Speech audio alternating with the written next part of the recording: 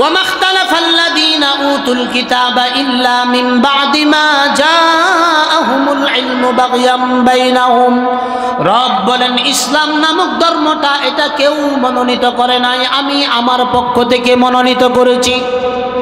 আল্লাহ তাআলা বলেন দুনিয়ার ভিতরে যত মতাদর্শের ভিতরেই তুমি যাও না কেন, তোমার কোনো মতাদর্শ তোমাকে জান্নাত পর্যন্ত নিতে পারবে না। একটা মাত্র পথ রব বলেন আমি আমার পক্ষ থেকে আমার বান্দাদের জন্য একটা পথ ঘোষণা করতেছি, সেই পথের নাম হলো, সকলেই আমার সঙ্গে পড়ুন, রব বলতেছেন ইহদিনাস সিরাতাল মুস্তাকিম। চিল্লায় বলেন আল্লাহু আকবার। দুনিয়ার ভিতরে আপনি হাজার হাজার পথ আছে, হাজার হাজার মত আছে, যতগুলো মত আর যতগুলো পথ আছে সমস্ত পথের সাথে যদি চলেন আপনার মকসুদে মঞ্জুল জান্নাত পর্যন্ত পৌঁছতে পারবেন। এটা আমার কথা নয়, রব বলেন ওয়ামান ইয়াবতাগি গায়রাল ইসলামি দীনান ফালান ইউকবালা মিন ওয়া হুয়া ফিল আখিরাতি মিনাল খাসিরিন।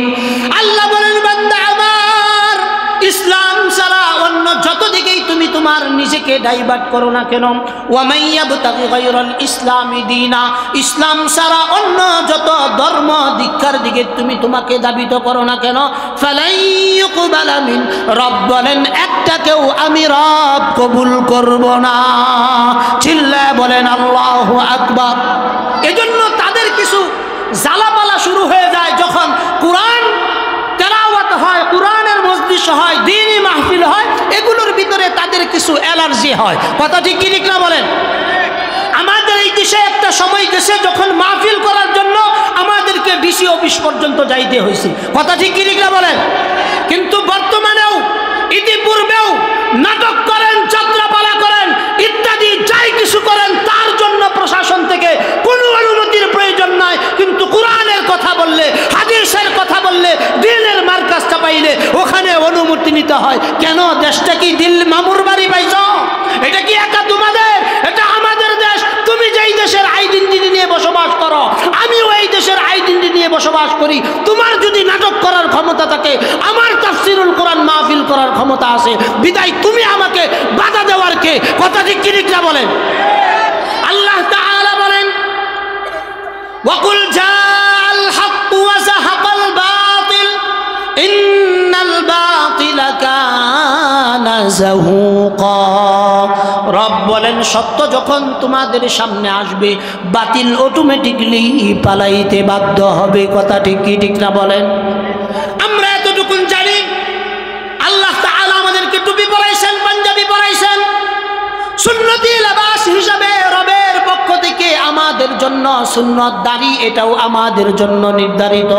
আমরা এটা বিশ্বাস করি। রব বলতেছেন আমাদেরকে যে তোমরা এমন পোশাক পরিচ্ছেদ করো যেটা তোমাদের জন্য তাকওয়ার পোশাক পরিধান হয়। আল্লাহ তাআলা এই টুপির কারণে আমাদের মর্যাদা ইজ্জত বাড়ায়া দিয়েছেন। বলে কিভাবে বাড়ায়া দিয়েছেন আমি আপনাদেরকে বলি। আল্লাহ তাআলা আমাদেরকে রিজিকের নির্ধারিত কামাইয়ের ভিতরে সর্বোচ্চ যদি আমাদের একজন আলেম নবীর বাড়িতে ধরি, সর্বোচ্চ হয়তো একজনের ইনকাম 50,000 টাকা, এর বেশি কথা কন না কে, এর বেশি নাই।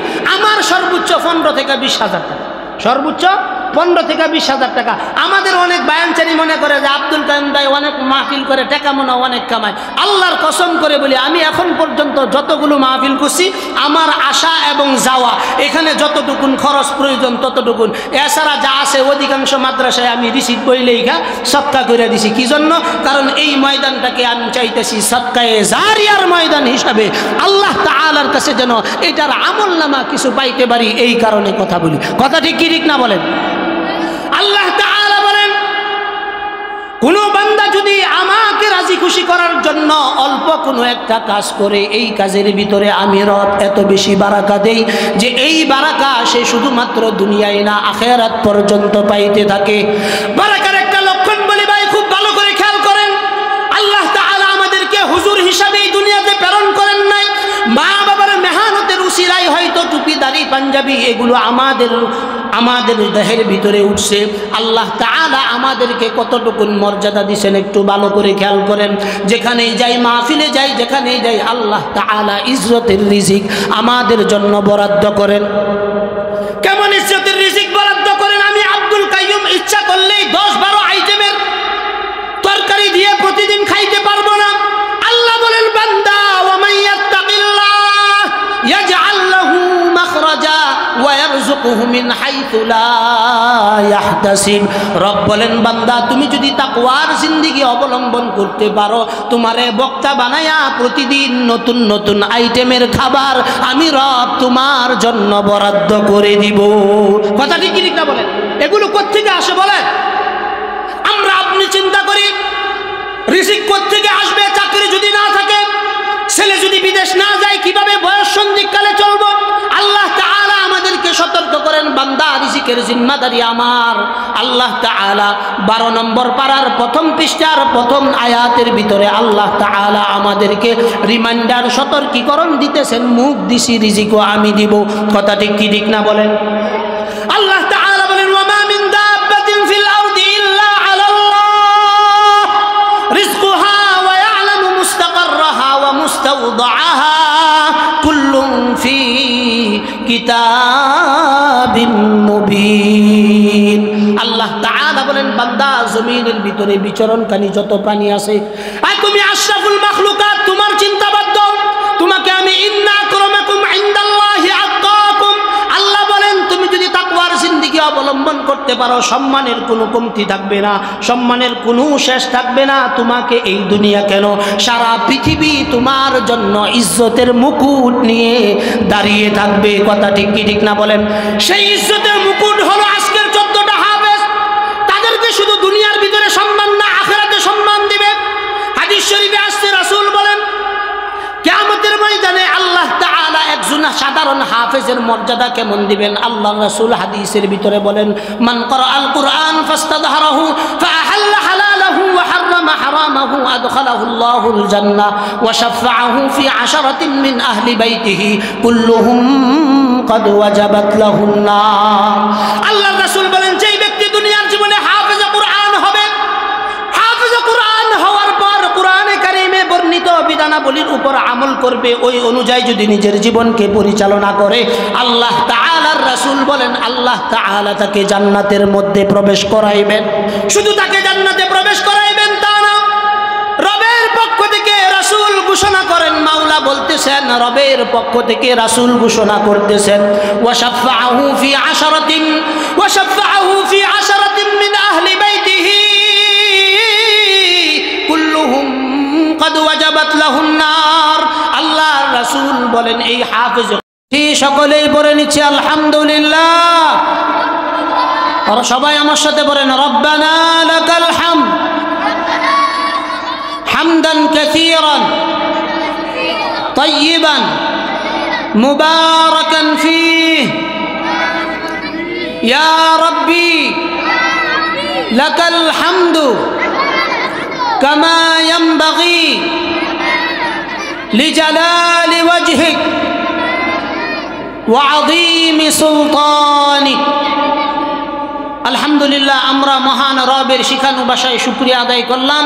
রব যেন আমাদের সবাইয়ের নামগুলো শুকুর গুজার বান্দাদের তালিকায় লিপিবদ্ধ করে দেন। সকলেই বলেন আল্লাহুম্মা আমিন। 14 জন ছাত্র হাফেজ হওয়াতে আপনারা খুশি না বেজার? আমাদের দেশে অনেক মানুষ বলে যে ব্যাঙের ছাতার মতো মাদ্রাসা হইতেছে। আছে না এইরকম কিছু মানুষ, যারা মাদ্রাসা হইলে, মসজিদ হইলে তাদের শরীরের ভিতরে অ্যালার্জির মতো চুলকায়? এই জাতের কিছু মানুষ আমাদের সমাজের প্রতিটা সেক্টরে সেক্টরে, রন্ধ্রে রন্ধ্রে তারা এমনভাবে ঢুকে গেছে যে তাদেরকে মূলোৎপাটন করা আমাদের জন্য এই মুহূর্তে এত সহজ না। কথা ঠিক কি ঠিক না বলেন? তারা সর্ব অবস্থায় আমাদের এই কোরআনের বাগানের বিরুদ্ধে কথা বলে। বিগত একদিন আগে আপনারা লক্ষ্য করেছেন, শাহবাগের ভিতরে বাংলাদেশ শিশু একাডেমির পক্ষ থেকে যেই বই মেলার আয়োজন করা হয়েছে, সেই বই মেলার ভিতরে আমাদের এই দেশ থেকে বিতাড়িত একজন চরিত্রহীন লম্পট মহিলা, যেই মহিলা এমন একটা বই সে বই মেলার ভিতরে সেরেছে যেই বইয়ের নাম হলো চুম্বন। কথা বুঝেন নাই? যেই বইয়ের মাধ্যমে আমাদের সমাজের ভিতরে অশ্লীলতা সরানোর চেষ্টা করা হচ্ছে, যেই বইয়ের মাধ্যমে আমাদের যুবকদের ভিতরে অসামাজিক কার্যকলাপের ভিতরে ধাবিত করা হচ্ছে, আমাদের যুব সমাজরা যখন ওই দিকে তাদেরকে বাধা দিল, তখন এইটাকে মব সংস্কৃতি নামে আমাদের কিছু ভাইরা চালিয়ে দিল। উদ্দেশ্য একটাই, তোমরা করলে ঠিক আছে, টুপিওয়ালা আর দাড়িওয়ালারা করলেই বেজাল। কথা ঠিক না ঠিক বলেন? এই জাতের মানুষ সমাজে অভাব নাই। তাদের কাজ হলো প্রতিটা ক্ষেত্রে টুপি দাড়িওয়ালাদের বিরুদ্ধে দোষ ধরা। কথা ঠিক কি ঠিক না বলেন? এই জন্য তাদের জন্য বড় একটা মেসেজ হলো আজকের এই 14 জন হাফেজ। কারণ এই বাংলাদেশে ইসলামের শিকড় এত গভীরে পৌঁছে গেছে, ইচ্ছা করলেই লাড়া দিয়া শিকড় থেকে ইসলামকে উপরে ফেলতে পারবা না। কথা ঠিক কি ঠিক না বলেন? কিয়ামতের দিন একজন নয়, দুইজন নয়, তিনজন নয়, 10 জন এমন ব্যক্তিকে জাহান্নাম, যাদের জন্য আল্লাহর পক্ষ থেকে ওয়াজিব হয়ে গেছে এই রকম 10 জন ব্যক্তিকে ধরে ধরে আল্লাহর ঘর জান্নাতে পৌঁছায়া দিবে। আর একটু চিল্লায়া বলেন না সুবহানাল্লাহ। এটা তো গেল শুধুমাত্র একজন হাফেজের মর্যাদা। এই হাফেজ যদি হাফেজ হওয়ার পর সে যদি বরাবর আলেম হয়, হাদিস শরীফে আসছে রাসূল বলেন একজন আলেম কিয়ামতের দিন 400 জন ব্যক্তিকে জান্নাতে নেবে। কয় শত জন? 400 জন ব্যক্তিকে জান্নাতে নেবে।